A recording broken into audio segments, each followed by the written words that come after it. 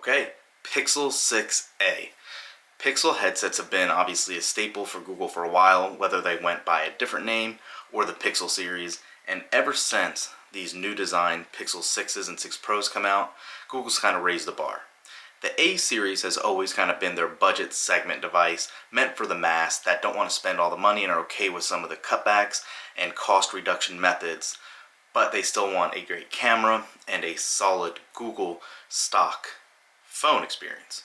So that's what you're getting in the A series. We're trading in glass for plastic, and I actually still like the look of this. I'm glad they stuck to the roots of the Pixel 6 series here.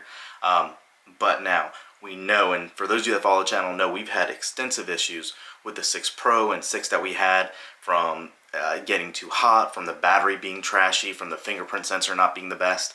A lot of these are supposed to be fixed and implemented in this A series device. So this might be one of the most anticipated A series launches in a while. Having said that, we have that new Sage in-house. Let's go ahead and unbox it, check it out. We'll actually compare it to that new Nothing Phone 1 in a future video. So thumbs up the video if you want to see that, subscribe to the channel, and let's get right into it with the Pixel 6a. So here we are, Pixel 6a, and one of the official Pixel 6a cases. This is obviously the Pixel 6a in that new Sage color that they released. I was actually personally a fan when they showed this on stage and in the marketing material. I think it's going to look really good. So we decided to go with this one. Let's go ahead and unbox it, and I want to do a little surprise showdown for you at the end of this video. So traditional pull tabs on the side, one on the left, one on the right.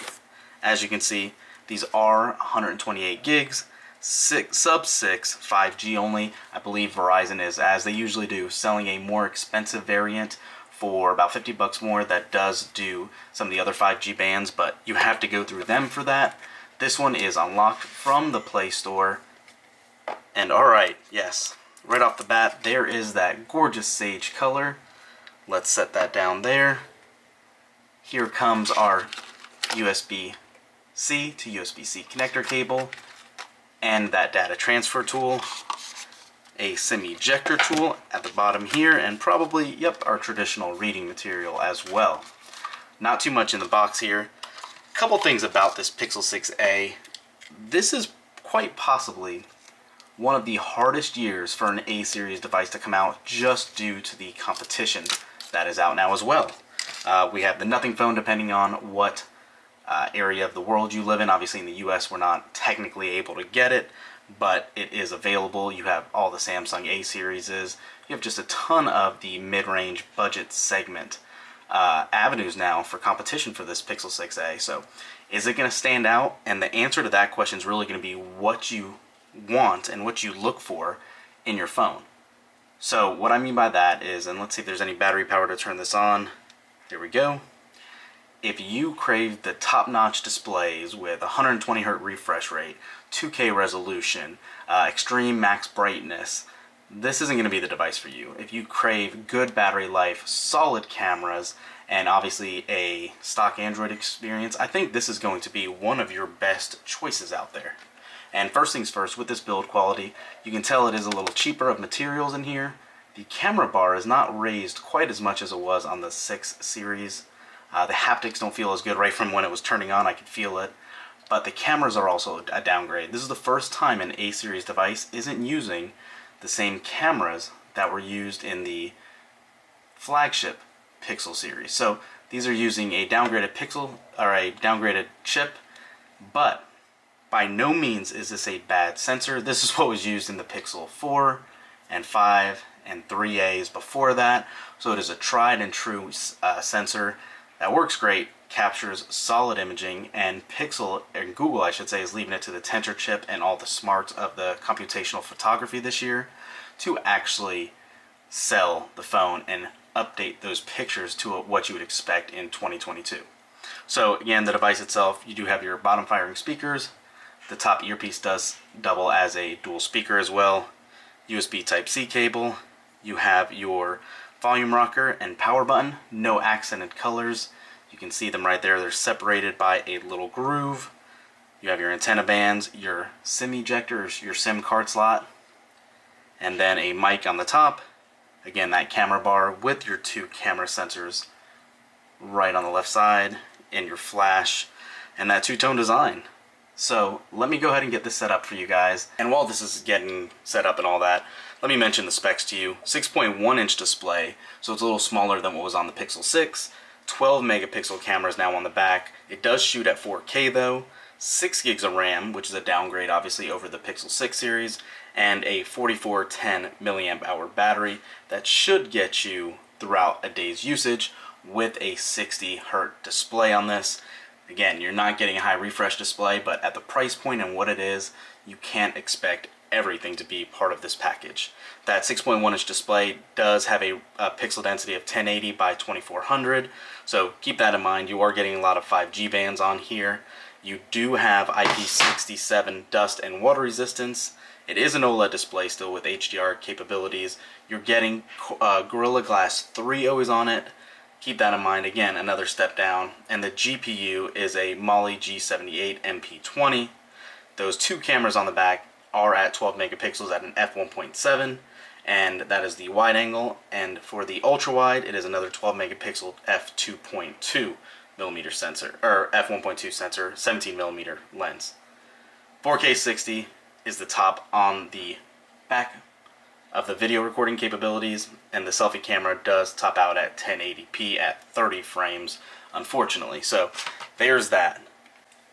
Okay, so we got this baby all set up, turned on the AOD, set up the fingerprint sensor, and two quick call outs. One, I'm definitely happy to see that this fingerprint sensor is where it should be on the device, not down below. That was one of our call outs for that Nothing Phone 1. It felt way too low. So with this, at least it is set up somewhat relative to where your thumb would be sitting. Even though this is a smaller display, it makes it much more reachable. So having said that too, if you follow the channel, you know one of our biggest complaints on the Pixel 6 series was this fingerprint sensor. It had a lot of negative publicity, and you can see here when it is locked, it takes an extra second, but it seems like it is working pretty well. Let's go ahead and do it from a wake display screen. So, not the fastest in the world, but it is improved from what we experienced prior. One other thing too, and I don't know if you can even hear this in the camera, but the tactile buttons here for the power and volume really are nice. They give a nice satisfying click back, so if that matters to you, you should be happily impressed by how that is.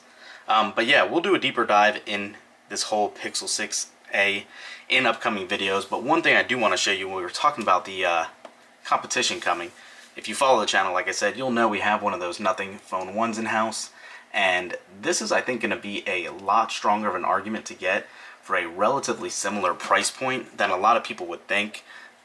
This gives you a more modern, differentiating look than what the Pixel 6a does. You get a bigger display, a better resolution display. You don't have the best chipset in it, but you do have a very serviceable camera and a pretty impressive phone that we've been using so far. So we'll be doing a comparison in regards to the Pixel 6a and the Nothing Phone 1 in a video on the upcoming channel, so stay tuned to see exactly how these two compare with that. I guess I should also show you the case that we got. So this is one of those first-party cases right from Google in their traditional color pattern. It is a somewhat hard-backed plastic with soft silicone sides, and I got it to match the obviously sage color here. Get that right on, and you can see still get your color through that transparent rear case. Fits good. Still, those tactile buttons sound really good here. I like it. It almost feels like it covers up the screen so you can't scratch it when it's sitting on a table. It keeps it flush, which is nice. I've had issues with cases like this in the past when I've used it on my S22 Ultra, just because with the gesture navigation you're hitting this lip here. Not ideal, but it's not a deal breaker nonetheless. So yeah, this is exactly what it looks like. You don't have cutouts, but you do have those cut-arounds for the power and volume buttons. The camera bar still looks good. Obviously nothing else on the side, a cutout for the mic, and your speaker and USB Type-C charger port. But for now, That's it, guys. Comment down below. Leave any of your questions that you might have in regards to these devices, especially the Pixel 6a. Are you going to be picking one up? Let us know down below.